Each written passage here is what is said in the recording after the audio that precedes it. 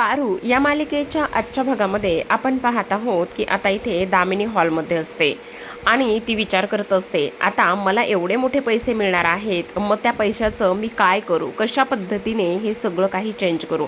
मला तर असं वाटतंय की ह्या सगळ्या गोष्टी मी एका झटक्यात चेंज कराव्यात. म्हणजे मोठ्या मोठ्या घरामध्ये कसे कर्टेन्स असतात, त्याचबरोबर मोठे मोठे बेड असतात, ह्या सगळ्या गोष्टी मला असं वाटतंय की मी एका झटक्यात हे सगळं काही चेंज करावं, जेणेकरून मला आलिशान घरामध्ये राहता येईल. हे कर्टेन्स आणि त्याचबरोबर हा जो काही लॅम्प आहे ना, तो मी पहिला बदलते, असा दामिनी विचार करते. तेवढ्यातच मोहन आलेला असतो. आता मोहन आल्यानंतर तो म्हणत असतो, दामिनी तुझं हे सगळं काय चाललंय, नेमकं तू हे सगळं काय करत आहेस, आणि त्याचबरोबर सगळ्यात महत्त्वाचं म्हणजे तू हे सगळ्या गोष्टी का बोलतेस. तेव्हा ती म्हणत असते, बरं झालं मोहन तू आलेला आहेस, तुला एक गोष्ट सांगू का, सगळ्यात महत्त्वाची म्हणजे आता मी करोडपती होणार आहे, मग त्याचमुळे मी ह्या सगळ्या काही गोष्टी इथे करणार आहे. तेव्हा लगेच आता इकडे ती म्हणत असते, बघ ना मी आता इथे सावित्रीला सुद्धा बोलवलं आहे. आता सावित्री येते आणि सावित्री आल्याबरोबर म्हणत असते, दामिनी मॅडम तुम्ही मला बोलवलं आहे. तेव्हा ती म्हणत असते, हो मी तुला बोलवलं आहे कारण माझं तुझ्याकडे फारच महत्त्वाचं काम आहे. असं म्हटल्यानंतर तू माझं कपाट उघड बरं पहिलं. तेव्हा ती आता लगेचच कपाट उघडायला घेते. आता कपाट उघडायला घेतल्यानंतर ती म्हणत असते, काय करायचं आहे कपाट उघडून. तेव्हा ती म्हणते, काय करायचं आहे ते तर सगळं काही मी तुला सांगणारच आहे, पण आत्ताच्या आत्ता तुला कपाट उघडायला सांगितलंय तर तू ते कपाट उघड. तेव्हा सावित्री नाईलाज असतो, आता इकडे कपाट उघडते. आता कपाट उघडल्यानंतर ती त्या साड्या पाहत असते आणि ती म्हणत असते, ह्या साड्या आहेत याचं काय करू मॅडम, त्या साड्या आहेत ना, मग त्या साड्या हातामध्ये घे. तेव्हा लगेच आता इकडे सावित्री साड्या हातामध्ये घेते आणि तेव्हा दामिनी म्हणत असते, ह्या ज्या काही साड्या आहेत ना त्या तुम्हा सर्व सर्वंटमध्ये वाटून टाक. तेवढ्यातच मोहन धावतच येतो आणि म्हणत असतो, अगं VDS का, तुझं हे सगळं काय चाललंय, अशी कशी वागू शकतेस तू. तेव्हा ती म्हणत असते, अरे अशी कशी वागू शकतेस म्हणजे, हे इनमिन ह्या साड्या असून असून असतील जवळपास 25-30 हजाराच्या. मग आता ह्या 25-30 हजाराच्या साड्या मी इथे घालणारच नाही. म्हणजे तुझ्या एक गोष्ट लक्षात येते का, काही जरी झालं ना तरी सुद्धा आता इकडे मी करोडपती होणार आहे. मग मी मस्त असे मोठमोठे गाऊन्स ह्या सगळ्या गोष्टी मी इथे वेअर करणार आहे.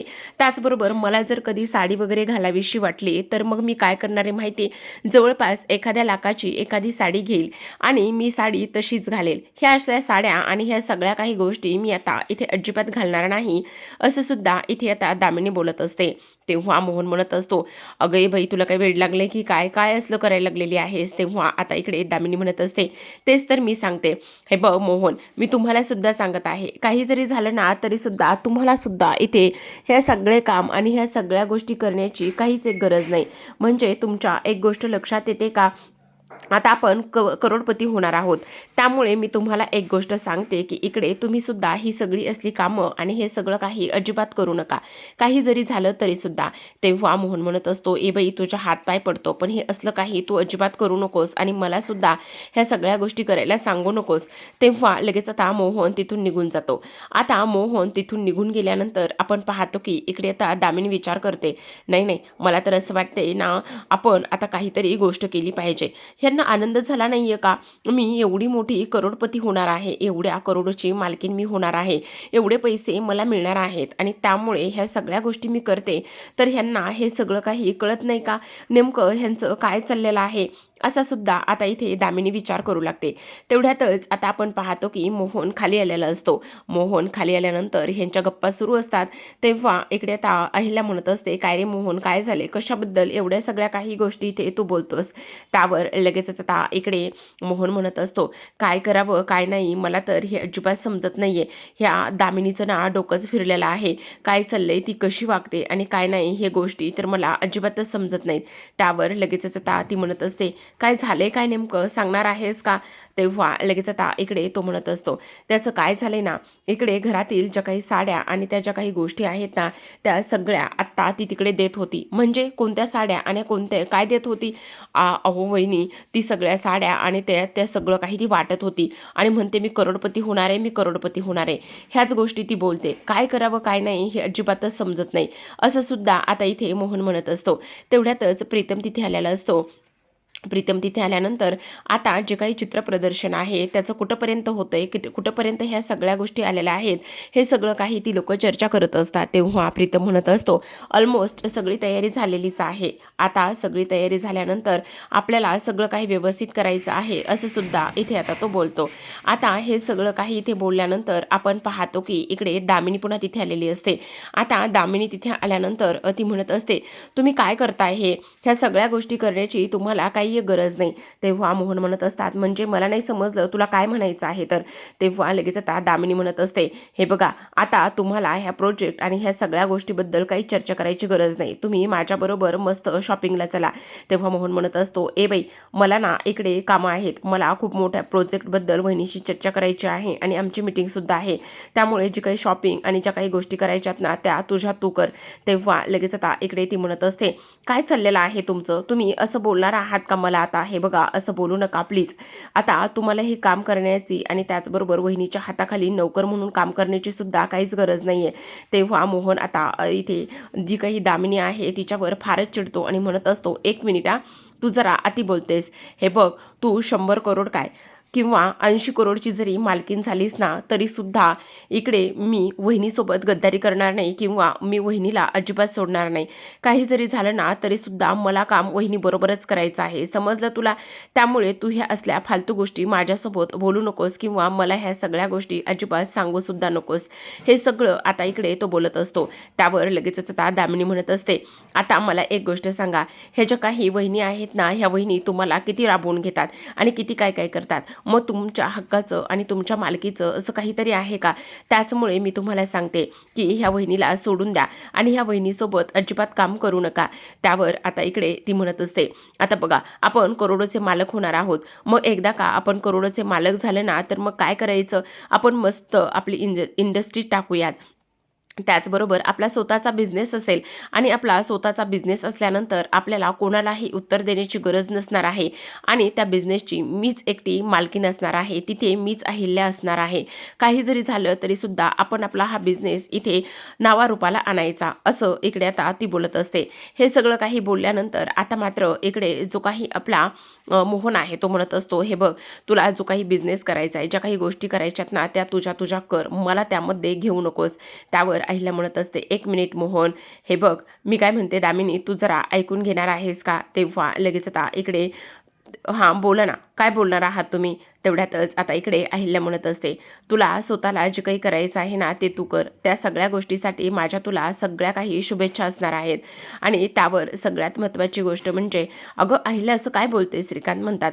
तेव्हा लगेच आता अहिल्या म्हणत असते, करू देत ना, तिला ज्या काही गोष्टी करायच्या आहेत, जे काही काम करायचं आहे ना ते सगळं सगळं तिला करू देत, त्याने काही एक फरक पडणार नाही किंवा काही एक वेगळ्या गोष्टी अशा होणार नाहीत, असं सुद्धा ती आता इथे बोलत असते. आता हे सगळं काही बोलल्यानंतर आपण पाहतो की इकडे दुसऱ्या बाजूला जे काही श्रीकांत आहे ते त्यांच्या खोलीमध्ये आलेले असतात आणि म्हणत असतात, जवळपास आता ह्या सगळ्या गोष्टीची तयारी तर झालेलीच आहे. तेव्हा लगेच ते आजूबाजूला पाहतात तर त्यांच्या ज्या काही पेंटिंग्स आहेत त्या पेंटिंग्स तिथे नसतात आणि त्या पेंटिंग्स तिथे नसल्यामुळे आता आपण पाहतो तर काय, इकडे जे काही श्रीकांत आहे ते म्हणत असतात, अगं अहिल्या हे मी काय पाहतोय? तेव्हा अहिल्या म्हणते, काय झालेलं आहे? अगं माझ्या इथे पेंटिंग्स वगैरे काहीच नाही येतं, मला तर कळतच नाही नेमकं काय चाललेलं आहे. त्यावर लगेच अहिल्या म्हणत असते, श्रीकांत प्लीज हायपर होऊ नकोस, थांब जरा 2 मिनटं, आपण शोधूयात, इथेच कुठेतरी असतील. तेव्हा लगेच श्रीकांत म्हणत असतात, नाही गं अहिल्या इथे कुठेच पेंटिंग नाही आहेत, मला तर फार टेन्शन आलेलं आहे, आता माझ्या पेंटिंग्स गेल्या कुठे असतील, असं इथे आता अहिल्या म्हणत असते. तेव्हा लगेच आता इकडे श्रीकांतला ती आधार देत असते आणि म्हणत असते, काळजी करू नको श्रीकांत, सगळं काही व्यवस्थित होईल आणि सगळं काही इथेच असेल कुठेतरी, थांबा आपण इकडे प्रीतमला विचारूया. तेव्हा मोहन येतो आणि मोहन म्हणत असतो, काय झालेलं आहे दादा? त्यावर लगेच आता इकडे श्रीकांत म्हणतो, बघितलंच ना, माझ्या पेंटिंग ज्या आहेत ना त्या इथे कुठेच नाही आहेत, मला तर फार टेन्शन आले, कुठे गेले असतील. थांब ना, मी म्हटलं ना तुला आपण प्रीतमला विचारूया म्हणून. तेव्हा प्रीतमला, प्रियाला, त्या सर्वांना ती लोक आवाज देतात. त्या सर्वांना आवाज दिल्यानंतर इथे ते प्रीतमला विचारत असतात, काय रे प्रीतम, इथे माझ्या ज्या काही पेंटिंग्स आहेत त्या कुठे आहेत? तेव्हा तो म्हणत असतो, नाही बाबा, मला तर नाही माहिती, मी आता जस्ट बाहेरूनच येत आहे ना, मला नव्हतं माहिती, मी माझ्या खोलीतच होतो. तेव्हा लगेच आता इकडे काय झाले असतील पेंटिंग, काय झाले असतील पेंटिंग असा विचार येतो. तेवढ्यातच आता ड्रायव्हर येतात आणि ते म्हणत असतात, मॅडम साहेब बघा ना, बाहेर काहीतरी जळत आहे, चला ना पटकन. आता इकडे काय जळत आहे असा विचार ते करतात. तेव्हा आईला म्हणत असते, चल श्रीकांत, काळजी करू नकोस, भेटतील पेंटिंग, आपण बाहेर जाऊन बघूयात की काय होतंय म्हणून. असं म्हणून आता ती लोक जी आहेत ना ती बाहेर जात असतात. आता बाहेर गेल्यानंतर अहिल्या समोरून येते. अहिल्या समोर आल्यानंतर तिथे धूर असतो आणि धूर असल्यानंतर ती विचार करते, नेमकं हे सगळं काय आहे आणि त्याचबरोबर ह्या सगळ्या गोष्टी कशा पद्धतीने होत आहेत, म्हणजे हा धूर आणि हे सगळं काय आहे असा विचार सर्वांच्या मनामध्ये आलेला असतो. आता हा विचार सर्वांच्या मनामध्ये आल्यानंतर सगळेजण चकितच होतात. त्यांना तर समजतच नाही की इथे काय होतंय, कशा पद्धतीने ह्या सगळ्या गोष्टी होत आहेत आणि काय नाही हे अजिबात त्या लोकांना समजत नसतं. तेव्हाच आपण पाहतो की इकडे आता लगेचच दुसऱ्या बाजूला मात्र प्रीतम सुद्धा असतो. प्रीतमला तर फारच मोठा धक्का बसलेला असतो. अहिल्या म्हणत असते, हे सगळं काय आहे? तेव्हा आता श्रीकांत त्या पेंटिंगमध्ये पडलेला एक तुकडा घेतो आणि ते तुकडा घेतल्यानंतर पाहतो तर ही पेंटिंग त्याची असते. आता तो तुकडा हातामध्ये घेतो आणि तुकडा हातामध्ये घेतल्यानंतर लगेचच आता इकडे तो एक काम करतो की हे सगळं काय आहे आणि कशा पद्धतीने ह्या सगळ्या गोष्टी होत आहेत हे तर त्याला अजिबातच समजत नसतं. आणि तेव्हा तो आता लगेचच इकडे तिथेच खाली जमिनीवर कोसळतो. खाली जमिनीवर कोसळल्यानंतर त्याला तर फारच मोठा धक्का इथे बसलेला असतो की नेमकं हे सगळं काय आहे, कशा पद्धतीने ह्या सगळ्या गोष्टी होत आहेत हे त्याला अजिबात समजत नसतं. त्याची पूर्ण आयुष्यभराची मेहनत, त्याचे स्वप्न, ते सगळं काही धुळीस मिळालेलं असतं. तेव्हा प्रीतम पुढे जातो आणि प्रीतम पुढे गेल्यानंतर इथे श्रीकांतला तो उठवत असतो आणि श्रीकांतला उठवून तिथून आतमध्ये खोलीमध्ये घेऊन जात असतो. आता अहिल्या तो तुकडा हातामध्ये घेते आणि फारच राग आता इथे अहिल्याला आलेला असतो. आता सगळेजण खोलीमध्ये येतात आणि श्रीकांतला समजूत घालत असतात, म्हणत असतात की हे बघा, काळजी करण्यासारखी काहीच गरज नाही, तुम्ही एवढी काळजी आणि ह्या सगळ्या गोष्टी अजिबात करू नका, सगळं काही व्यवस्थित होईल. तेवढ्यातच मोहन येतो आणि तो म्हणत असतो, काय झाले दादा, काय झाले? तेव्हा दामिनी म्हणत असते, तुम्हाला म्हणजे काहीच माहिती नाही का की काय झालेलं आहे? तेव्हा इकडे आता लगेचच तो म्हणत असतो, नाही माहिती काय झालेलं आहे. तर त्याचबरोबर आपण पाहतो तर काय, इकडे आता दामिनी म्हणते, अहो इथे दादासाहेबांच्या सगळ्या पेंटिंगच्या आहेत ना ते जळाल्या. अहो त्या जाणाऱ्याला थोडी तरी अक्कल पाहिजे होते ना, त्याने एखादी तरी पेंटिंग इथे ठेवायला पाहिजे होते ना, पण त्याने एकही पेंटिंग इथे ठेवली नाही. सगळ्या ज्या काही पेंटिंग्स आहेत ना त्या सगळ्या पेंटिंग्स इथे त्याने जाळूनच टाकल्या. बाबा शे, काय बोलायचं. तेव्हा श्रीकांत रडायला लागलेलं असतात. ते म्हणत असतात, मला तर काय चाललंय काय नाही ह्या सगळ्या गोष्टी अजिबात समजत नाही येतं. म्हणजे कोणी माझ्या का पेंटिंग जाळल्या असतील, त्याचबरोबर हे सगळं कोणीतरी मुद्दाम केलं आहे आणि त्याहूनही सगळ्यात महत्त्वाची गोष्ट म्हणजे की करणाऱ्याला काय भेटलं असेल. माझी पूर्ण आयुष्यभराची मेहनत, स्वप्न हे सगळं वायाला गेलेलं आहे, सगळं एका झटक्यात धुळीस मिळालं आहे. तेव्हा आईला म्हणत असते, हे बस श्रीकांत, तू काळजी करू नको, सगळं ठीक होईल. काय ठीक होणार आहे? माझी स्वप्न आणि ते सगळं काही जळून खाक झालेलं आहे आणि काय ठीक होणार आहे तेच मला काही कळत नाही, असं सुद्धा आता इकडे श्रीकांत बोलत असतो. आता ह्या सगळ्या काही गोष्टी इथे बोलल्यानंतर आपण पाहतो की अहिल्या सुद्धा विचार करू लागते की हे नेमकं कुणी आणि का केलं असेल. हा विचार तर आपल्या मनामध्ये आलाच पाहिजे, पण काय केलं असेल, कोणी कोणाचं काय बिघडवलंय. आणि तेव्हा आता इकडे अहिल्या म्हणत असते, तू काळजी करू नकोस ना श्रीकांत, हे बघ, पेंटिंग जाळलेल्या असल्या तरी सुद्धा, तुझं स्वप्न जाळलेलं असलं तरी सुद्धा तुझी कला थोडी ना जाळलेली आहे. तेव्हा पुन्हा एकदा दामिनी म्हणत असते, पण मी काय म्हणते, त्या जाणाऱ्याला थोडी तरी अक्कल पाहिजे होती ना, एक तरी पेंटिंग ठेवली असती तर कमीत कमी एका पेंटिंगचे इथे दादासाहेबांना 4-5 हजार रुपये तरी नक्कीच भेटले असते, असं इथे ती मुद्दामूनच बोलत असते. आता ह्या सगळ्या काही गोष्टी इथे बोलल्यानंतर इकडे लगेचच मोहन दामिनीवर चिडतो आणि म्हणत असतो, काय चाललंय दामिनी, डोक्यावर पडलीस का तू, असं कसं काही पण बोलू शकतेस ग. त्यावरती म्हणत असते, अरे देवा, मी काय चुकीचं बोललेले आहे, मी जे काही बोलले ते अगदीच तर बरोबर बोलले ना, मी काही एक चुकीचं बोललेलं नाही, असं आता इकडे ती मुद्दामूनच हे सगळं काही बोलत असते. त्यावर इकडे आता अहिल्या म्हणत असते, ज्याने कोणी हे सगळं केले ना त्याला मी अजिबात सोडणार नाही, काही जरी झालं तरी सुद्धा. त्याचबरोबर आपण पाहतो की इकडे आता दामिनी विचार करते, अरे मला एवढी करोडो रुपयाची प्रॉपर्टी लागलेली आहे, म्हणजे लॉटरी लागलेली आहे, मला करोडो रुपये मिळणार आहेत, पण ही लोक तर नुसता दुखवाटाच साजरा करतायत, ह्यांना तर काय बोलायचं आणि काय नाही हे मला अजिबातच कळत नाही.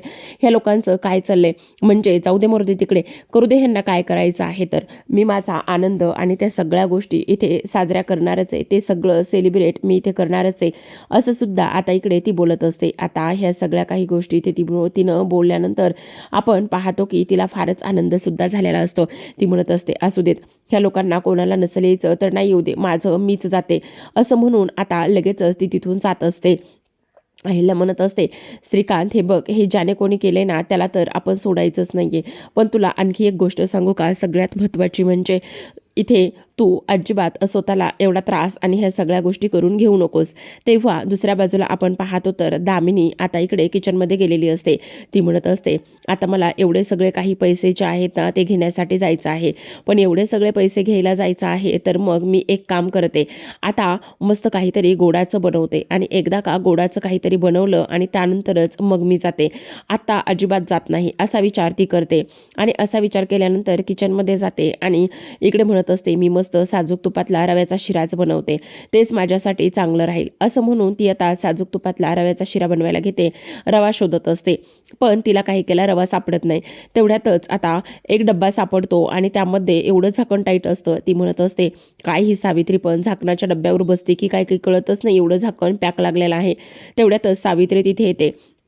आता सावित्री तिथे आल्यानंतर ती म्हणत असते, काय झालं दामिनी मॅडम, तुम्हाला काही हवंय का? तेव्हा ती म्हणत असते, हो हवं तर आहे, पण एक गोष्ट, मला मस्त असा गरमागरम साजूक तुपातला शिरा खायचा आहे, तो तू बनवून दे. तेव्हा ती म्हणत असते, मॅडम खरं सांगू का, मला तर माफ करा बरं का, पण आज मला तुम्हाला हे असलं काहीही बनवून देता येणार नाही. तेव्हा ती म्हणत असते, काय काय सांगतेस? अगं मी तुझी मालकीण आहे, तू माझी नोकर आहेस, मी तुला रिक्वेस्ट करत नाही तर मी तुला ऑर्डर देते, त्यामुळे मी जे काही तुला सांगते ना त्या सगळ्या गोष्टी तुला इथे कराव्याच लागणार आहे, समजलं?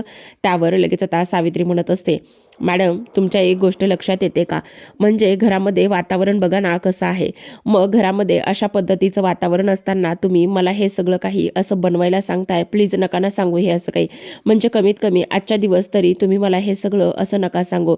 त्यावर इकडे आता दामिनी म्हणत असते, मी तुला तेच सांगण्याचा प्रयत्न करते, मी तुला सांगत नाही तर ऑर्डर देते, मी जे काही तुला सांगते ते तू तेच करायचं आहे, समजलं? तेव्हा आता लगेच इकडे सावित्री म्हणत असते, अहो पण घरामध्ये एवढ्या सगळ्या गोष्टी झाल्यात आणि तुम्ही हे सगळं असं करायला सांगताय. त्यावर ती म्हणत असते, अगं तेच तर मला घरातलं काही कळत नाही, म्हणजे घरामध्ये जसं काही सुतकच पडलं आहे आणि तुम्ही ते सुतक पाळत आहेत, असं सगळेजण वागत आहात. त्यावर लगेच आता इकडे सावित्री म्हणत असते, अहो पण त्या दादासाहेबांच्या पेंटिंग आणि एवढं सगळं काही झालंय, मग आता आपण कसं करायचं? त्यावर लगेचच आता ती म्हणत असते, हो का, ते तर सगळं काही झालेलं आहे ना, मग काय ग त्या पेंटिंगमध्ये एवढं काय होतं? मग त्या पेंटिंग 4-5 हजार रुपयाच्या सुद्धा नव्हत्या, मी इकडे करोडची मालकीण होणार आहे, आत्ता आत्ता तुला माझा डेमो बघायचा आहे का, असं म्हणून ती आता एका प्रॉपर्टीच्या ऑफिसमध्ये फोन करते आणि तिथे फोन केल्यानंतर तिथून लगेचच म्हणत असते, मला एक रो हाऊस ताबडतोब बुक करायचा आहे आणि मी तुम्हाला संध्याकाळी येऊन सगळं काही पेमेंट करेल. आता इकडे दामिनी म्हणत असते, त्याचं काय झालंय तुला एक गोष्ट माहिती का, हे बघ मला आता इकडे गोडाचा शिरा खायचा आहे आणि मला माझे पैसे घेण्यासाठी जायचे आहे आणि त्याचमुळे मी तुला हे सगळं काही सांगण्याचा प्रयत्न करते, काही जरी झालं ना तरी सुद्धा इकडे ताबडतोब तू गोडाचा शिरा बनवणार आहेस की नाही, असं म्हणून तिने फोन केलेला सगळं काही इथे सावित्री ऐकत असते. पण आता सावित्रीला खरं तर दुःख असतं ते फक्त आणि फक्त इथे जे काही श्रीकांत साहेब आहे त्यांच्या पेंटिंग्स हरवल्याचं आणि त्याचमुळे ती हे सगळं काही अशा पद्धतीने बोलत असते. तर आता प्रेक्षकांनो, इथे हे सगळं काही बोलून सुद्धा सावित्रीचा जो काही प्लॅन आहे हे सगळं यशस्वी होईल का, म्हणजे तिला खरंच एवढ्या करोडो रुपयांची प्रॉपर्टीची जी काही लालच आहे किंवा ती म्हणत आहे की लॉटरी लागले ते मिळेल का तिला, हे पाहणं इंटरेस्टिंग असतं बरं का. तर आता इकडे दुसऱ्या बाजूला अहिल्या खोलीमध्ये असते. अहिल्या विचार करत असते की नेमकं काय झालेलं असेल, कशा पद्धतीने ह्या सगळ्या गोष्टी झालेल्या असतील, म्हणजे एक स्ट्रेंज आहे ना की हे सगळं कोणी केलं असेल. त्याचबरोबर त्या काही ज्या पेंटिंग्स आहेत ना त्या अशा थोडी ना इकडे जळालेल्या असतील, नक्कीच ह्या सगळ्या गोष्टीच्या मागे कोणीतरी आहे आणि हे कोणीतरी मुद्दाम केलेलं आहे. पण हे जे कोणी मुद्दाम केलेलं आहे ना त्याला मात्र मी अजिबात सोडणार नाही, काही जरी झालं ना तरी सुद्धा त्याला चांगलाच धडा शिकवल्याशिवाय मी शांत बसणार नाही, असं आता इथे जी काही आपली अहिल्या आहे ती इथे बोलत असते. तर आता इकडे सावित्रीने स्पष्टपणे शिरा करण्यासाठी नकार दिलेला असतो. त्याचमुळे आता इकडे दामिनी फारच चिडलेली असते. तर आता प्रेक्षकांनो, अशाच नवनवीन डेली मालिकांच्या अपडेट्स आणि त्याचबरोबर रिव्ह्यू जाणून घ्यायचे असतील, पाहायचे असतील तर नक्की चॅनलला सबस्क्राईब करा. भेटूयात उद्याच्या भागामध्ये, तोपर्यंत पाहत राहा पारू.